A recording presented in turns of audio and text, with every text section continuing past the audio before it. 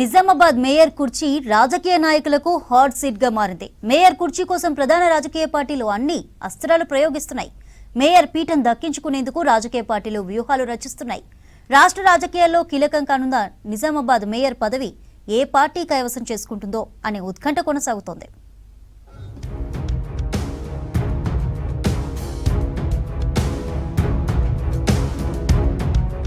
ఉత్తర తెలంగాణలో కీలకంగా ఉన్న నిజామాబాద్ మేయర్ పదవిని దక్కించుకునేందుకు వ్యూహాలకు పదును పెడుతున్నాయి రాజకీయ పార్టీలు. నిజామాబాద్ కార్పొరేషన్ను ఇప్పటి వరకు బీసీలు, బీసీ మహిళలు దక్కించుకున్నారు. నిజామాబాద్ మున్సిపాలిటీ నుంచి కార్పొరేషన్గా తొలి మేయర్ అవకాశం బీసీలకు దక్కింది. దీంతో డిఎస్ కుమారుడు ధర్మపురి సంజయ్ తొలి మేయర్ అయ్యారు. తర్వాత 2 సార్లు బీసీ మహిళలకు అవకాశం రావడంతో ఆకుల సుజాత, నీతూ కిరణ్లు మేయర్లుగా ఎన్నికయ్యారు.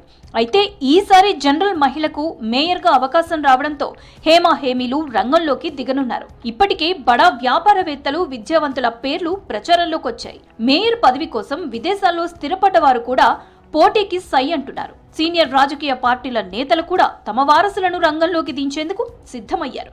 ఇప్పటికే జనరల్ స్థానాలు, జనరల్లో మహిళా రిజర్వేషన్ స్థానాల్లో సర్వేలు చేయించుకుని పోటీలో దిగేందుకు రంగం సిద్ధం చేసుకుంటున్నారు. చాలా మంది కూడా యుఎస్కి ఏదొచ్చారు, ఆస్ట్రేలియాకి ఏదొచ్చారు, అప్లికేషన్స్ బీజేపీ నుంచి నిలబడతామని చెప్పి అంటే ఇలా స్పష్టంగా కూడా భారతీయ జనతా పార్టీకి మద్దతుగా ఉంది. ఇందూరు కార్పొరేషన్ అనేది వాళ్ళు ఎన్ని ప్రయత్నాలు చేసినా మా మేయర్ అభ్యర్థిని పార్టీ నిర్ణయిస్తుంది.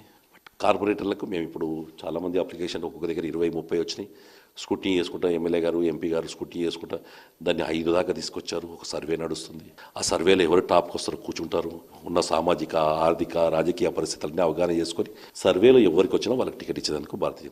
నిజామాబాద్ కార్పొరేషన్లో మొత్తం 60 డివిజన్లున్నాయి. ఇందులో 30 డివిజన్లు జనరల్ కి రిజర్వ్ అయ్యాయి. జనరల్ మహిళలకు 16 డివిజన్లు దక్కనున్నాయి. అయితే మేయర్ పదవి జనరల్ మహిళకు రిజర్వ్ కావడంతో మేయర్ పదవిని ఆశిస్తున్న వారు 30 డివిజన్లలో ఎక్కడైనా పోటీకి సిద్ధమవుతున్నారు. సామాజిక సమీకరణాలు, ఆర్థిక స్థితిగతులు, పార్టీల పరిస్థితిని గమనించి పోటీ చేసే డివిజన్లు ఎంచుకుంటున్నారు. పోటీకి సిద్ధం అంటూ దరఖాస్తులు కూడా చేసుకున్నారు. నిజామాబాద్ కార్పొరేషన్లో ప్రధాన పోటీ కాంగ్రెస్, బీజేపీ మధ్యనే ఉండటంతో ఆయా పార్టీల నుంచి పోటీకి సిద్ధమయ్యారు. ఈ క్రమంలో కాంగ్రెస్ నుంచి పోటీకి 700 దరఖాస్తులు రాగా బీజేపీ నుంచి పోటీకి 900 దరఖాస్తులు వచ్చాయి. మేయర్ పదవి కోసం కండువాలు మార్చేసుకుంటున్నారు.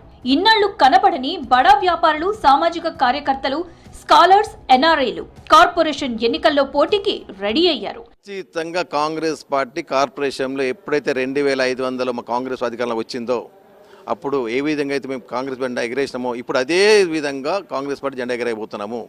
అప్పుడు మాకు మైనార్టీలో సుమారు 16 సీట్లు ఇచ్చిండ్రు. సేమ్ ఇప్పుడు కూడా మాకు మైనార్టీ ఏరియాలో కాంగ్రెస్ పార్టీకి 16 సీట్లు గెలుచుకునే అవకాశం మాకు ఉంది.